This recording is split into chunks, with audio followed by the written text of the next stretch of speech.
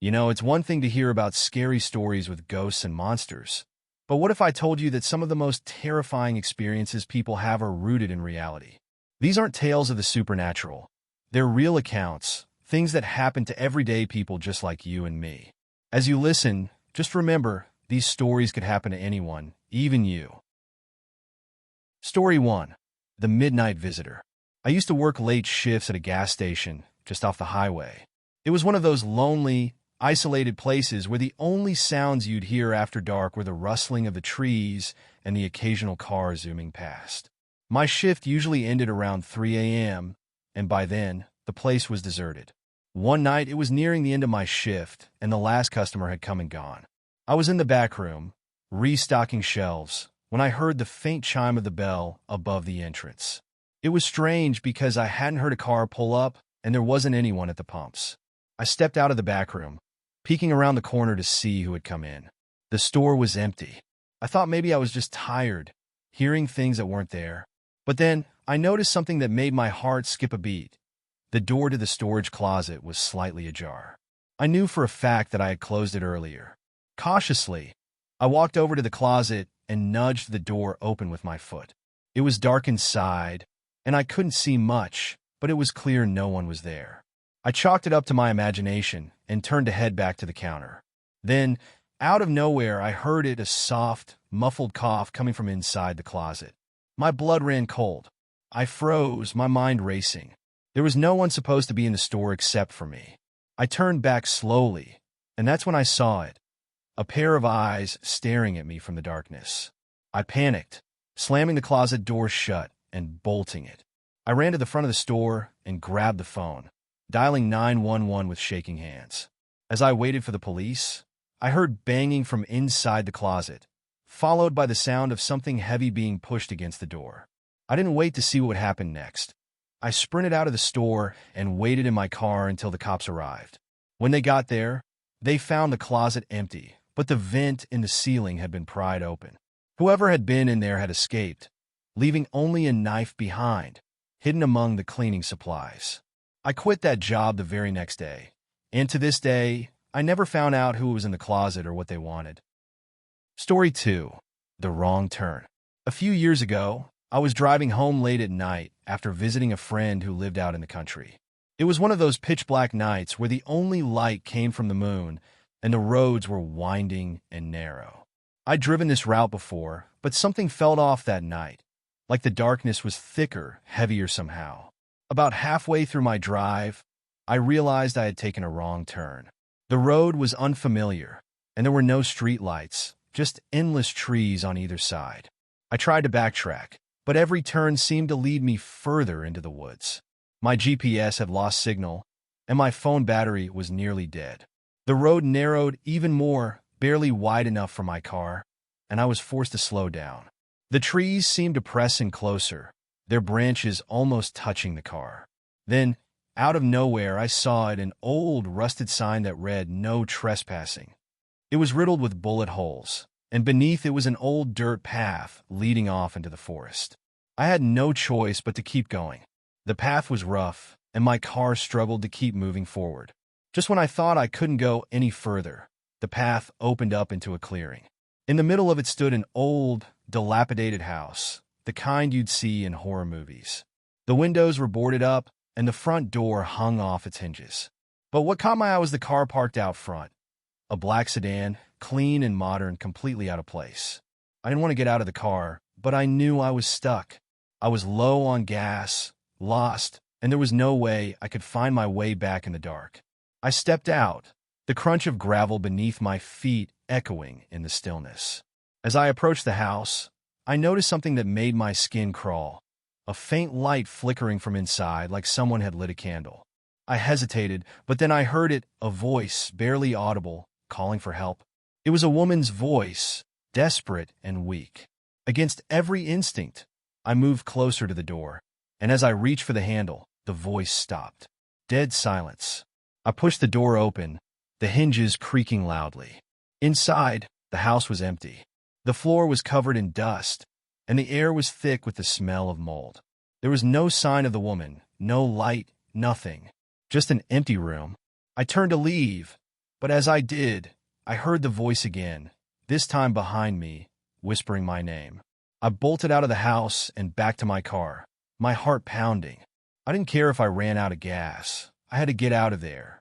I floored the accelerator, driving blindly through the trees until I finally hit a main road. It wasn't until I was miles away that I realized something chilling. The voice hadn't been coming from the house. It had been coming from the trunk of the black sedan. To this day, I can't shake the feeling that someone or something was trying to lure me into that house, and I was just lucky enough to get away in time. Story 3. The Late Night Commute. I used to take the train home late at night after my shifts at the diner. The station was always nearly deserted at that hour, with just a few stragglers waiting for the last train. There was something eerie about the empty platforms, the flickering fluorescent lights casting strange shadows that made everything feel off-kilter.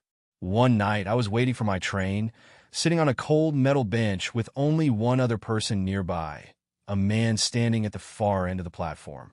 He was tall and thin, wearing a long, dark coat that seemed too heavy for the mild weather. His back was to me, and he stood completely still, staring down the tracks as if he were waiting for something or someone. I tried to ignore him, focusing on my phone, but I couldn't shake the feeling that something was wrong. The way he stood there so unnaturally still gave me the creeps. I kept glancing up at him, and each time I did, my unease grew. Then, without warning, the man turned around. His face was hidden in shadow, but I could feel his eyes on me, cold and piercing. He didn't move, didn't say a word, just stood there staring. I forced myself to look away, telling myself I was being paranoid, but the tension in the air was unbearable. A few minutes passed, though it felt like hours, and I glanced up again. The man had moved closer. He was now only a few feet away from me, still staring, his face partially illuminated by the dim station lights. His skin was pale, almost sickly, and his eyes were hollow, sunken deep into his skull. But it was his expression that terrified me. It was a look of pure, unfiltered malice, as if he were imagining all the ways he could hurt me. My heart pounded in my chest. I stood up, clutching my bag, and started to walk towards the station exit. But as I did, I heard his footsteps behind me, slow and deliberate. I quickened my pace, but so did he. I was too afraid to turn around, but I could feel him getting closer, his presence looming over me like a dark cloud.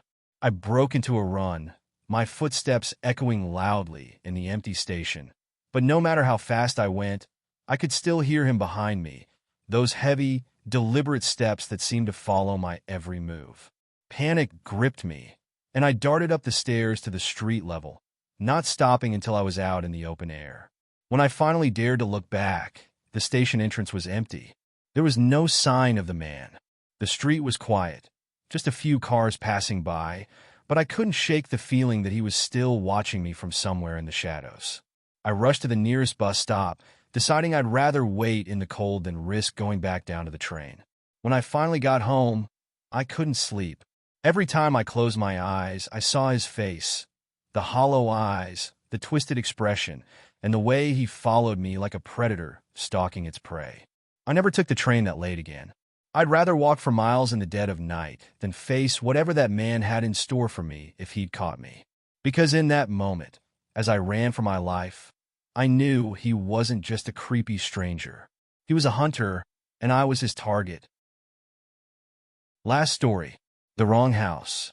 A few years ago, I moved into a new neighborhood after getting a job in a different city. It was a quiet, suburban area with neat lawns and houses that all looked pretty similar. It seemed like a nice place to start fresh. One night after a long day at work, I was in the mood for some takeout. I ordered from a place I hadn't tried before, and when the delivery guy arrived, he called to say he was outside. I grabbed some cash and headed to the door, but when I opened it, there was no one there. I figured he must have gone to the wrong house, so I called him back. He answered, sounding confused, and said he was sure he was at the right address. I asked him to describe the house, and he told me it was a white two-story with a red door and a big oak tree in the front yard. That's when my stomach dropped, because that's my house. I stepped outside, looking around. The street was empty, no sign of anyone, but then I noticed something strange. The door to the house across the street was open. Just a crack, but enough to see that the lights inside were off. That house looked almost identical to mine, except for a few small differences, and it was supposed to be vacant. I told the delivery guy to wait, and I crossed the street, my heart pounding in my chest. As I got closer to the open door, I could see faint shadows moving inside, like someone was pacing back and forth. I hesitated, unsure of what to do. Then, without warning, the door creaked open wider. Inside, the house was dark, and there was a strange, metallic smell in the air. I called out, but no one answered. The shadows inside stopped moving. Everything was dead silent. I could feel a heavy, oppressive presence, like something was watching me from just beyond the darkness. I was about to turn around and leave when I heard a soft noise, like someone whispering my name, but it was distorted, like it was coming from a recording played at half speed. The whisper was followed by a slow, deliberate creak of floorboards from somewhere deeper inside the house. That was it for me.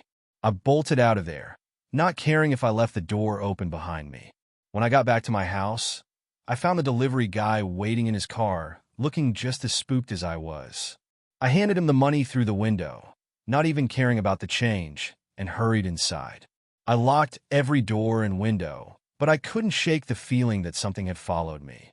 That night, I barely slept, jumping at every noise, convinced that at any moment, I'd hear those same creaking floorboards or that distorted whisper again. The next morning, I saw that the door to the house across the street was shut tight, as if nothing had happened. But I couldn't get the image of that dark, empty interior out of my mind, or the fact that someone or something had known my name. I never found out who was in that house or what they wanted, but I made sure to never walk by it at night again. I didn't even want to look at it. I've moved since then, but every now and then, I still hear that distorted whisper in my dreams, calling my name, waiting for me to come closer. And there you have it. 3 unsettling encounters that remind us how unpredictable and dangerous the world can be. A mysterious stranger in a closet, an innocent wrong turn that leads to a nightmare, and a haunting presence that seems too close to be a coincidence. Each of these stories shows how fear can strike in the most unexpected places, making the hairs on the back of your neck stand up and leaving you questioning what's really out there. As you go about your routine, keep these stories in mind. Pay attention to your surroundings, trust your instincts, and remember, sometimes the most terrifying things are the ones that can't be easily explained. Stay safe out there, because you never know what or who might be watching.